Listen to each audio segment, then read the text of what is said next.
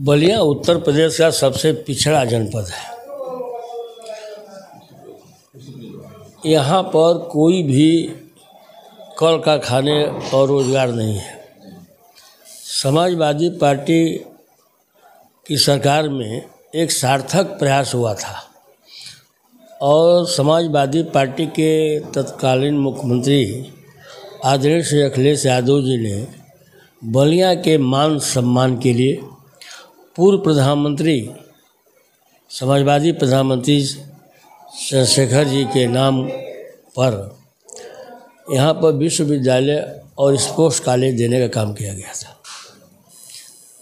समाजवादी के पुरोधा छोटे लोहिया जनेश्वर जी के नाम पर गंगा पर ब्रिज बलिया में और बैरिया में भी लालगंज में गंगा पर बड़ा ब्रिज दिया गया था।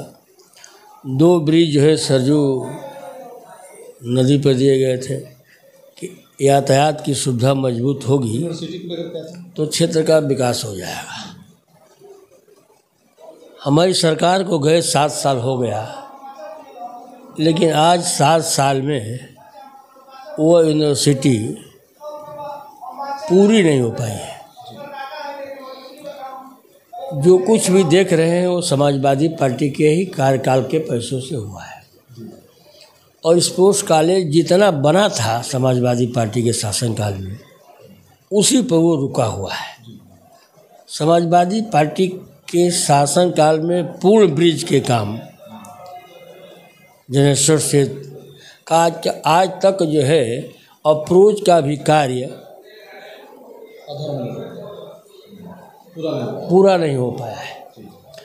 तो हमारे नेताओं ने और ख़ास तो उनकी जिम्मेदारी बनती है जो प्रदेश और केंद्र की सरकार में है, इन्होंने कोई प्रयास ही नहीं किया कि हम बलिया के खुशहाली के लिए, नौजवानों के उज्जवल भविष्य के लिए, शिक्षा के लिए, खेल के लिए जो कार्य समाजवादी पार्टी में शुरू हुए थे उसको पूरा करा दिया जाए।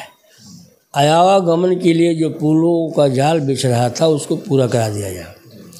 समाजवादी पार्टी की सरकार 2017 से प्रदेश में नहीं है। सांसद उस समय भी नीरज शेखर थे और आज भी सांसद हैं। अगर समाजवादी पार्टी की सरकार नहीं थी या समाजवादी पार्टी से वो संतुष्ट नहीं थे तो उन्होंने समाजवादी पार्टी का दामन छोड़कर उन्होंने भारतीय जनता पार्टी ज्वाइन किया। भारतीय जनता पार्टी की सरकार प्रदेश में भी है और देश में भी है और डबल इंजन की सरकार चल रही है, लेकिन डबल इंजन का कोई भी असर जनपद बलिया के विकास पर नहीं पड़ा है। और आज बलिया को अपने पिताजी के सोच के अनुरूप बनाना चाहते हैं। उनको भारतीय जनता पार्टी ज्वाइन किए भी लगभग 5 साल पूरा हो रहे हैं। वो आज भी सांसद हैं और अभी आगे कई वर्षों तक वो सांसद रहेंगे। अगर हमारी सरकार में पूरा नहीं हुआ तो उनको दबाव बनाकर बलिया के आन मान सम्मान, छात्रों के सवाल पर, नौजवानों के सवाल पर इन कार्यों को पूरा करा देना चाहिए था और उसके बाद जनता के बीच आना चाहिए था कि हमने समाजवादी पार्टी को छोड़ करके भारतीय जनता पार्टी इसलिए ज्वाइन किए कि समाजवादी प्रधानमंत्री हमारे पिता श्री चंद्रशेखर जी के नाम पर जो संस्थाएं दी गई थी उसको पूरा करने का मेरा संकल्प था, उसको हम पूरा करा करके आपके बीच आया हूँ। वह जो है अपने 2007 से लेकर के 2024 तक 17 साल में, जिसमें 5 वर्ष का कार्यकाल भारतीय जनता पार्टी का है, जो डबल इंजन की सरकार का भी है, उन्होंने कौन भी एक काम बलिया में नया किया है जिससे बलिया के लोग मान जाएं कि नीरज शेखर सांसद होंगे तो बलिया का विकास हो जाएगा। मैं नहीं मानता हूँ। उनको बलिया के विकास से मतलब नहीं है। उनको जो है एन कैन प्रकरण जो है हम मेंबर ऑफ पार्लियामेंट बने रहे उस पर मतलब है। और आज भी सांसद हैं, अगले 2 साल तक और सांसद हैं। ऐसा नहीं है कि राज्यसभा सांसद का अधिकार कम हो जाता है। हमारे सबसे जो है बड़ी मेंबर ऑफ पार्लियामेंट के चुनाव से एमपी से भी बड़ा राज्यसभा का ये मेंबर होता है। हमारी जो बिलें हैं वो लोकसभा में पास होने के बाद राज्यसभा में रखी जाती है, तो भी उस पर उसकी मोहर लगने के बाद ही उसका क्रियान्वयन होता है। मैंने नभी 5 वर्ष में मैंने नहीं देखा कि वो समाजवादी प्रधानमंत्री चंद्रशेखर जी, जो उनके खुद पिता हैं, के नाम का विश्वविद्यालय पूरा करने के सवाल पर सदन में कभी खड़ा होकर के अपना वक्तव्य उन्होंने देने का काम किया है। ऑन स्पोर्ट्स कॉलेज के नाम पर भी उनका कोई वक्तव्य आया न, अधूरे पुल है उनका वक्तव्य आया। तो जब आज सांसद है ही हैं और आपके सांसद का कार्यकाल जो है डबल इंजन की सरकार से जुड़ा हुआ है, तो आज आप विकास की बात तो किए नहीं, तो अब कौन सा सांसद बन जाएंगे? वो सांसद की क्या कैटेगरी हो जाएगी कि अगर राज्यसभा का सांसद बनकर काम नहीं करा पाए तो जनता के द्वारा चुन करके उन कामों को पूरा करा देंगे। इस देश के अगर महान लोगों और महान समाजवादियों की हम बात करें तो उसमें हमारे ज़िले के और इस देश के गौरव प्रधानमंत्री श्री चंद्रशेखर जी का नाम आएगा। उनसे बड़ा अभी कोई समाजवादी आज के तारीख में नहीं दिख रहा है। उतना बड़ा समाजवादी विचारक अभी कोई नहीं दिख रहा है। उन्होंने कभी भी फिरका परस्त ताकतों का जो साथ देने का काम नहीं किया, भले ही उनको प्रधानमंत्री की कुर्सी भी ठुकरानी पड़ी। कभी किसी के दबाव में उन्होंने संपूर्ण जीवन काम करने का काम नहीं किया। और उन्होंने सोचा कि अगर आरएसएस युक्त भाजपा की सरकार आ जाएगी तो हमारे देश का अमन चमन समाप्त हो जाएगा। उन्होंने जो है अटल बिहारी वाजपेयी की सरकार को भी गिराने का उन्होंने काम किया था। उनका देश से लगाव था, समाज से लगाव था। अगड़े पिछड़ों, दलित, अल्पसंख्यक, हिंदू, मुसलमान, सिख, ईसाई, पारसी, भारत में रहने वाला हर व्यक्ति से उनका लगाव था। क्योंकि वो जो है एक आम किसान के घर से पैदा होकर के देश की सर्वोच्च कुर्सी पर उन्होंने बैठने का काम किया था। उनको दर्द पता था किसानों का, उनको दर्द पता था कि बाप की क्या मजबूती है बेटी को पढ़ाने में।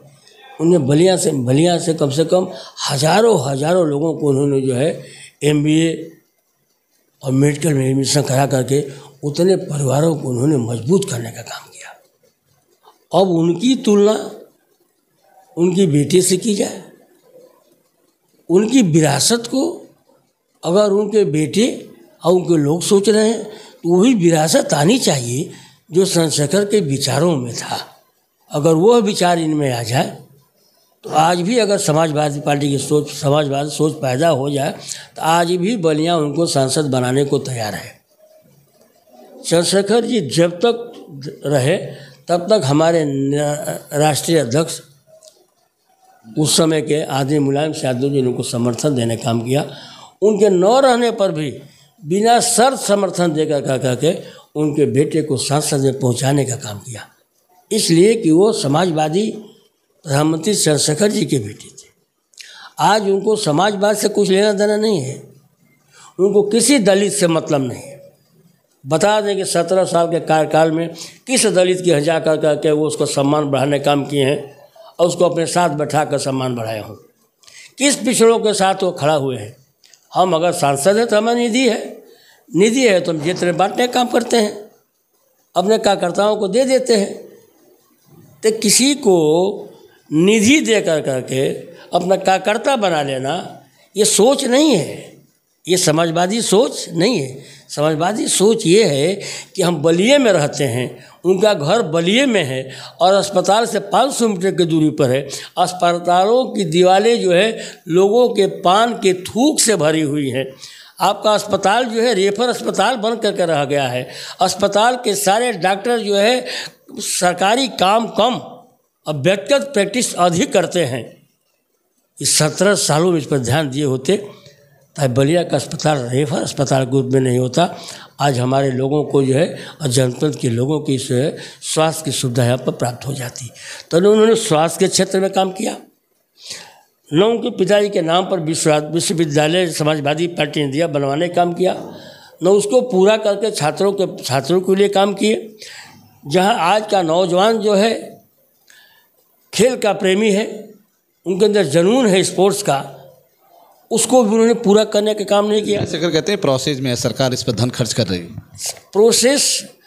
प्रोसेस में वही है जैसे कि कोई आदमी, आज का जो समय चल रहा है, आज के अस्पतालों की व्यवस्था चल रही है, ये अस्पताल के लोग रुपया लेने के लिए मरे हुए आदमी को जो है वेंटिलेटर पर डाल देते हैं और उसके परिवार से कहते हैं कि अभी जो है कोशिश जारी है, आप दूर से ही देख लीजिए उसकी सांस चल रही है। उसकी सांस नहीं चल रही होती है, वो तो जो है वो मशीनें चल रही होती हैं।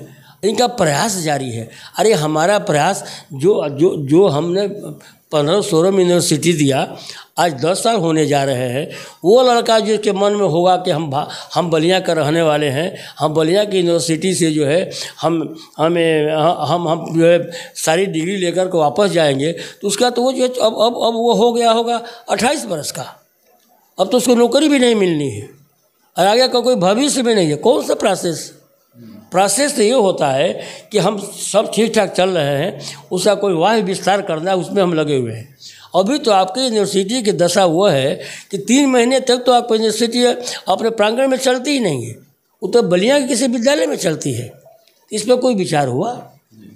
अगर उनको नहीं लगा कि हम यूनिवर्सिटी को नहीं बनवा सकते हैं, नहीं पूरा करा सकते हैं, स्पोर्ट्स वाले को नहीं पूरा करा सकते हैं, 10 वर्ष चल रहा है, 10 वर्ष और चलेगा, 20 वर्ष में जो बच्चा पैदा हुआ नौजवान हो जाएगा। ये 5 विधानसभा, अगर आप सिर्फ बलिया पर बात करना चाहते हैं तो 5 विधानसभा में, चाहे वो दलित हो, चाहे पिछड़ा हो, चाहे अगड़ा हो, सबके मन में एक आक्रोश है। आक्रोश जो है यह धीरे धीरे बढ़ता जा रहा है। 2014 में जब सरकार आई तो उन्होंने अपने घोषणा पत्र में वादा किया था कि हम जो है 2 करोड़ नौजवानों को रोजगार देने का काम करेंगे। 10 वर्ष में नौजवान 2 करोड़ को 10 से गुणा कर रहा है तो 20 करोड़ रोजगार हो रहा है। और वो 20,000 भी रोजगार नहीं दे पाए तो नौजवान आपके घर का हो, अच्छा हमारे घर का हो, चाहे दलित का घर का हो और चाहे पिछड़ा घर का हो, एमएलए का घर का हो चाहे एमपी के घर का है, वो हताश की ज़िंदगी जी रहा है और वो लगा है मेरे भविष्य कभी सुधरने वाला नहीं है। इस देश में सबसे अधिक किसान रहते हैं। उस घोषणा पत्र में किसान की आय को दूना करने का सवाल था और इसमें वर्तमान में जो है किसानों का जो ज्वलंत मुद्दा है, फसल पर एमएसपी गारंटी का जो है उसका सवाल है, जिस पर हज़ारों लोग जो है प्रदर्शन करते हुए मरे हैं। उसमें भी एक बार न सदन में चर्चा हुई है 10 साल में, अन्य किसानों के एमएसपी पर उन्होंने कोई अपना स्पष्ट बयान दिया है। 14 साल पहले कहे थे कि इस देश का इतना धन काले धन के रूप में बाहर के बैंकों में जमा है कि अगर उस धन को हम जब हमारी सरकार बनेगी तो उसको उस अपने धरती पर खींच करके लाएंगे, हर परिवार को 15-15 लाख रुपए देंगे। और हमें तो नहीं मिला साथी, अब पत्रकार साथी हैं, चौथे स्तंभ में हो सकता है आपको मिला हो, लेकिन हमारे जानकारी में हमारे गांव में किसी को नहीं मिला है। तो ये सब इंतज़ार करते करते कि अब मिलेगा अब मिलेगा अब मिलेगा, वो सब ख़त्म होते होते 5 किलो राशन पर आ गया और पकौड़े पर आ गया। देश के नौजवानों को नौकरी की आवश्यकता नहीं है। देश का नौजवान जो है पकौड़ा तल करके अपना जीवन व्यतीत कर ले। अगर देश का नौजवान सिर्फ पकौड़ा तलने लगेगा तो खरीदार किस देश का आएगा। अगर इस देश का हर नौजवान पकौड़ी की दुकान बना लेगा तो खरीदने वाला तो बाहर से आएगा। या अगर 20 करोड़ रोज़गार देने का वादा किए, अब 20 करोड़ मान ही लीजिए कि अगर बेरोजगार हैं और 140 करोड़ का भारत है तो एक दुकान पर 7 ग्राहक हुआ। लोकल मुद्दे बात करते हैं सर, क्या पांचों विधानसभा में सड़कों की, बिजली की, जल समस्या, पेयजल की क्या है, आपने कुछ है? इस हिंदुस्तान का सबसे बड़ा घोटाला होगा तो उनका स्वच्छ जल मिशन का घोटाला होगा। जो गांव में जो है हर गलियों को खोद दिया गया है, आवागमन के सारे रास्ते बंद हो गए हैं। जो पीडब्ल्यू सड़कों का मानक होता है कि हमारी सड़कें जो है हम आज बनाते हैं कम चौड़ाई की सड़कें, कल तय करते हैं कि आबादी बढ़ रही, यातायात बढ़ रहा है, उसको चौड़ा किया जाएगा। आज पूरे जनपद में पीडब्ल्यू का जो पेंटेड भाग है उसको छोड़ करके किनारे गड्ढा बना करके पाइप डाला जा रहा है। अब इन सड़कों का चौड़ीकरण होने का हुआ तो क्या इस जिले के अधिकारी भांग खाकर सो गए हैं कि जब उसका विस्तार होगा, सड़कों चौड़ीकरण होगा तो वो पाइपलाइन कहाँ होगी? अगर उस पाइपलाइन में कोई लीकेज होगा तभी पूरी सड़क को तोड़ना पड़ेगा। मास्टर प्लान के तहत काम नहीं हो रहा है, कोई नहीं काम हो रहा है। ये तो लूट खसोट हो रहा है कि वही कंपनियां काम कर रही हैं उत्तर प्रदेश में, वही कंपनियां काम कर रही है जिस कंपनियों ने काम लेने से पहले हजारों करोड़ रुपया जो है इनके चुनावी फंड में देने का काम किया है। वही कंपनियां उत्तर प्रदेश में काम कर रही। तो जो 1000 करोड़ आपको चुनावी फंड देकर काम करने आएगा तो न उसकी गुणवत्ता होगी और न वो, चूँकि आपको पैसा दिया हुआ है, न आप उस पर नकेल कस सकते हैं। उसके लिए ईमानदारी चाहिए, उसके पास चरित्र चाहिए, उसके पर आत्मबल चाहिए। जब हम किसी से रुपया घूस के रूप में ले लेंगे तो हमारा आत्मबल और चरित्र गिर जाता है। इसलिए इन कंपनियों पर कोई नकेल नहीं कस रहा है। ये हम लोग जो है विश्व के सबसे बड़े लोकतांत्रिक देश में रहते हैं। हमको पूरा का पूरा विश्वास है, यह था जब हम 2019 में चुनाव लड़े थे कि मतदान जब जनता कर देगी तो आयोग उसको ईमानदारी से काउंटिंग करके रिजल्ट देने का काम करेगा। लोग कहते थे, हम लोग राजनीति में हैं, विश्वास नहीं होता था कि देश से लोकतंत्र उठ रहा है।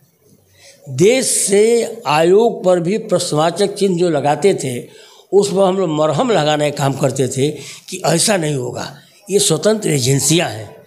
लेकिन वो सारे का सारा काम ये लोग कर रहे हैं जो किसी पार्टी के कार्यकर्ता के रूप में एजेंसियां काम कर रही हैं।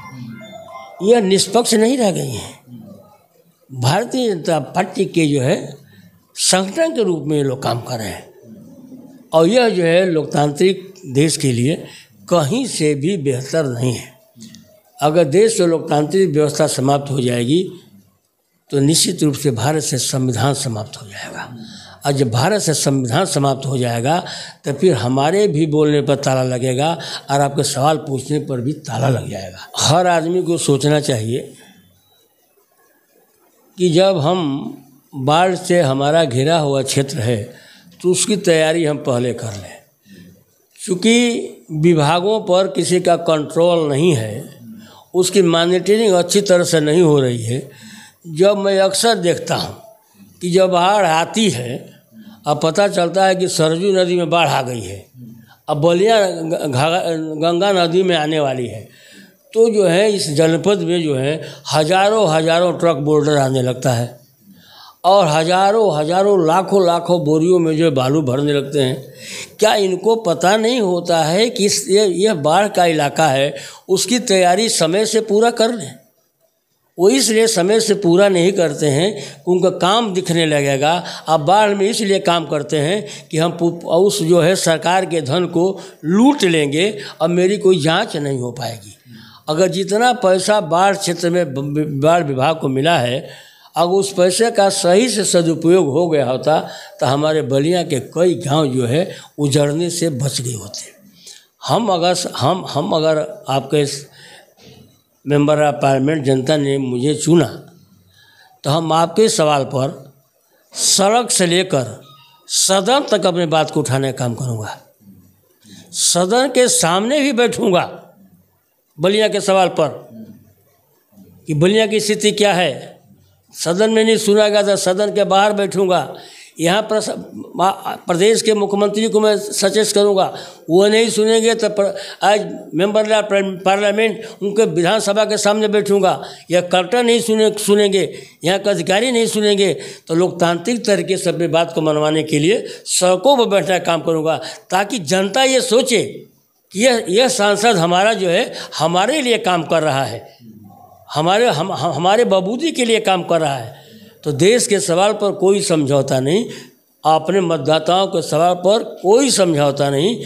जो हमारे ज़िले की दुर्दशा है उससे निजात पाने के लिए हर व्यक्ति को सम्मान मिले, दलित को, अगड़ा को, पिछड़ा को, इसके लिए मेरा संपूर्ण जीवन समर्पित रहेगा। भारतीय जनता पार्टी का कहना है कि हमने जो है इतने आवास कितने करोड़ आवास बनवा दिए हैं कि अब जो है ये देखिए 2007 में एक कांग्रेस की सरकार थी तो एक गांव वाइज जो है सर्वे हुआ था कि गांव में कितने लोग जो है झोपड़ी में रहने का काम करते हैं। तो अगर उसकी संख्या आप सपोज कर लीजिए कि हिंदुस्तान में 1 लाख थी तो 1 लाख मकान बनने के बाद हिंदुस्तान को तो झुग्गी झोपड़ी से मुक्त हो जाना चाहिए था ना। तो वो लगातार जो है आवास बनते रहे हैं, हर सरकार में बनते जा रहे हैं और